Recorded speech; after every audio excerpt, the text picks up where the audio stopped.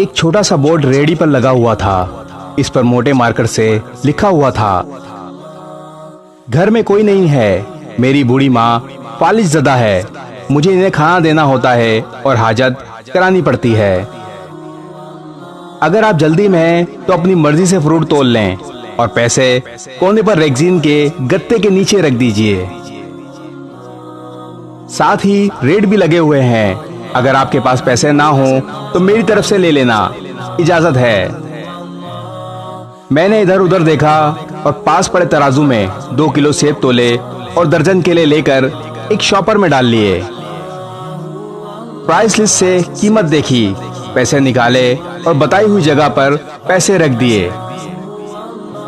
Fruit का shopper उठाकर अपने घर आ गया। शाम को जब मेरा वहां से गुजर हुआ तो देखा एक आदमी रेहड़ी को धक्का लगाकर बस जाने ही वाला था। मुझे देखकर मुस्कुराया और बोला, साहब फल तो खत्म हो गया। नाम पूछा तो बोला, खादिम हुसैन। फिर हम सामने वाले ढाबे पर बैठ गए। चाय आई, कहने लगा, पिछले 3 साल से अम्मा बिस्तर पर है, फालिज भी हो गया है, मेरे कोई बाल बच्चे नहीं, बीवी का भी इंतकाल हो गया है, सिर्फ मैं हूँ और मेरी अम्मा। अम्मा की देखभाल करने वाला कोई नहीं है, इसलिए मुझे हर वक्त अम्मा का ख्याल रखना पड़ता है।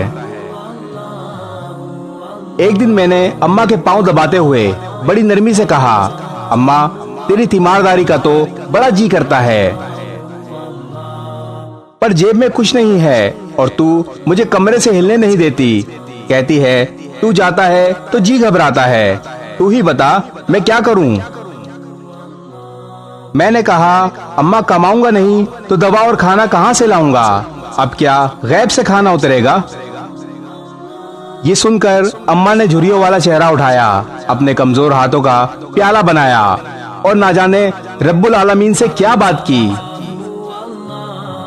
फिर बोली, तू रेडी वहीं छोड़ कर आया कर, तेरा रिस्क तुझे इसी कमरे में बैठकर मिलेगा। मैंने कहा, अम्मा क्या बात करती हो, वहां छोड़कर आऊंगा तो कोई चोर उचक्का सब कुछ ले जाएगा। कहने लगी, तू फजर को रेहड़ी फलों से भरकर छोड़कर आ जाया कर, बस ज्यादा कुछ ना बोल, शाम को खाली लेकर आएगा। 2.5 साल हो गए हैं भाई, सुबह रेहड़ी लगा जाता हूँ, शाम को ले जाता हूँ, लोग पैसे रख जाते हैं, फल ले जाते हैं, एक धेला भी ऊपर नीचे नहीं होता, बल्कि कुछ लोग तो ज्यादा रख जाते हैं। अक्सर नफा 300-400 ऊपर ही जाता है। कभी कोई अम्मा के लिए फूल रख जाता है, कभी कोई और चीज। परसों एक बच्ची पुलाव रख गई, नोट लिख कर गई, अम्मा के लिए है।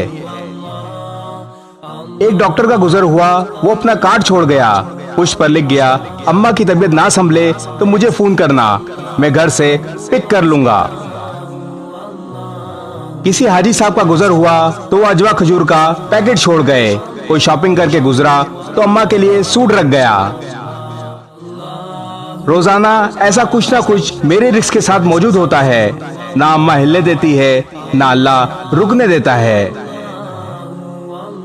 भाई किसी ने ठीक कहा है, माँ बाप अगर एक बार हाथ उठाकर दुआ कर दें तो दुनिया व आखिरत दोनों संवर जाते हैं। इस वीडियो को शेयर ज़रूर करें, हो सकता है आपके एक शेयर से ये बात किसी के दिल में उतर जाए।